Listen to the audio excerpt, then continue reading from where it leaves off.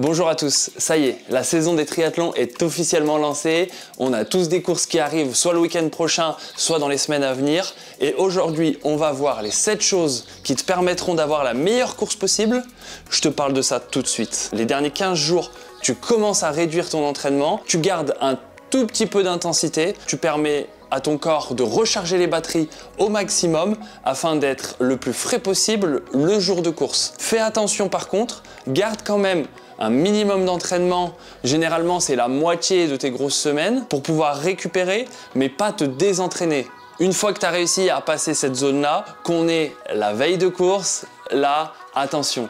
Ce que je propose, c'est un petit entraînement très léger, une demi-heure à 1 heure de vélo, ça suffit largement.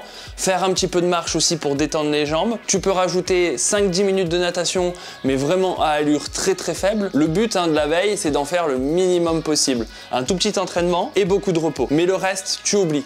T'évites les trop longues balades, t'évites d'avoir beaucoup de choses à faire, t'évites les longs trajets aussi. Ce que je préconise au maximum, la veille de course, c'est d'avoir forcément beaucoup de glucides, donc des plats à base par exemple de riz et de poulet, ça passe super bien. Pour ton dernier repas le matin avant la course, si par exemple ta course commence à 7 h du matin, il serait pas mal que tu aies fini ton repas à 5 h.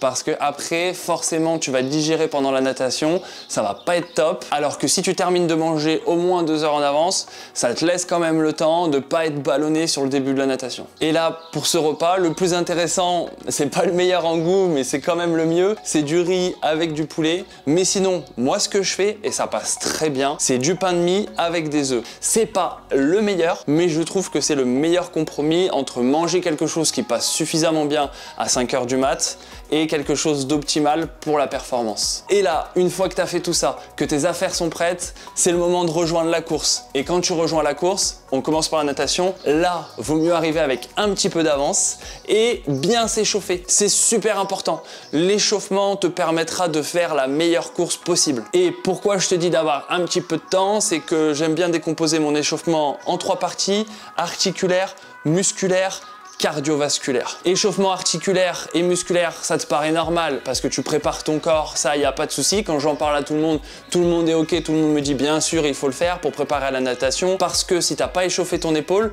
ta rotation interne par exemple est moins bonne, donc tu prendras moins d'eau, donc tu nageras moins vite. Et ça, tout le monde est ok.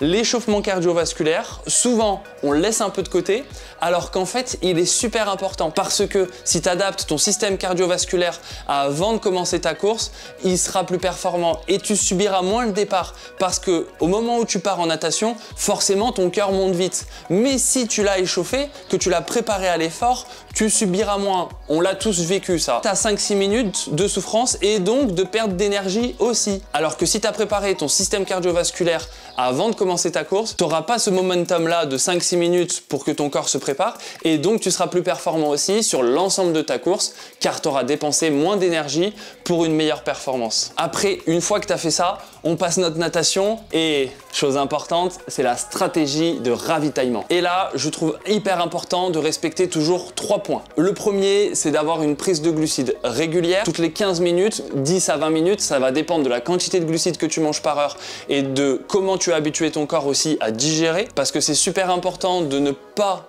trop innover les jours de course et de rester sur un schéma que tu as déjà travaillé à l'entraînement. Garder une hydratation aussi suffisante parce que une mauvaise hydratation, ça peut te faire réduire tes performances environ de 10%. C'est-à-dire que si tu manques un tout petit peu, je parle pas d'une déshydratation complète, je parle d'une petite déshydratation, tu peux perdre jusqu'à 10%. Donc sur un temps où normalement tu mets 3 heures, tu rajoutes 20 minutes. C'est énorme en perte de temps. Donc je te conseille de bien t'hydrater, de ne surtout pas oublier. Pareil, je trouve qu'un système régulier pour pas se prendre la tête comme pour la nutrition, par exemple toutes les 10 minutes, tu bois une gorgée d'eau et ça suffit largement. Le troisième point va dépendre un peu de ta course et surtout du jour où elle se déroule, à savoir que s'il fait chaud ou pas chaud, et là tu vas avoir besoin de beaucoup t'arroser parce que s'il y a des fortes chaleurs, je conseille vraiment à tout le monde de s'arroser, s'arroser, s'arroser. Le cinquième point et pas des moindres, c'est la gestion de l'effort et de la fatigue durant ta course parce que ça aussi c'est super important. À savoir que si par exemple tu as une puissance moyenne ciblée de 240 watts et que tu la respectes à la perfection en restant dans cette zone-là, tu auras un super bon résultat. Maintenant, si je te dis, tu atteins cette même moyenne sur la fin de la course, mais par contre, tu as passé en même temps, 4 minutes à PMA et après largement en dessous de ta puissance cible, tu arriveras à la même moyenne. Ça, on est d'accord. À la fin de la course, tu me diras, bah tiens Vincent, j'ai la même moyenne, 240 watts. Sauf que tu es allé taper dans des réserves énergétiques que tu n'aurais pas dû taxer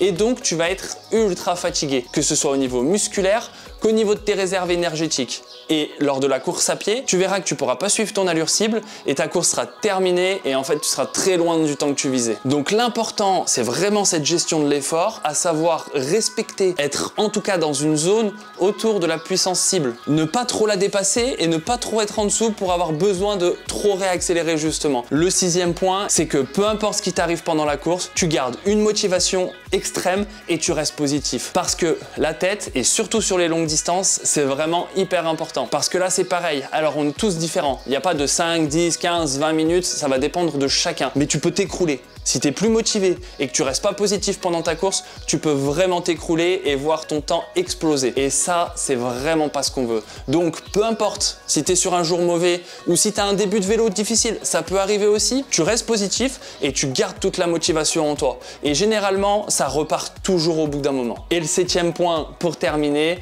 c'est que même si tu souffres, même si t'as mal, les jambes qui sont lourdes, les cuisses qui brûlent, mais on force quand même. Et pourquoi? Eh ben parce qu'on prend du plaisir. Et ça, c'est vraiment important. Tu t'éclates et tu prends du plaisir. Parce que si t'aimes pas ça, la performance est liée au plaisir. Donc plus tu t'éclates, plus tu t'amuses, plus tu kiffes, tu prends du plaisir, plus ta performance sera top. Donc tu vas avec le sourire, tu forces, tu t'arraches, tu te déchires, mais toujours dans le plaisir. J'espère que cette vidéo t'a plu. N'hésite pas à me dire en commentaire si toi, tu as d'autres points importants que tu trouves et que je pourrais lister dans une prochaine vidéo. Et en attendant, je te souhaite une bonne course si tu as une course ce week-end et je te dis à la prochaine pour une nouvelle vidéo.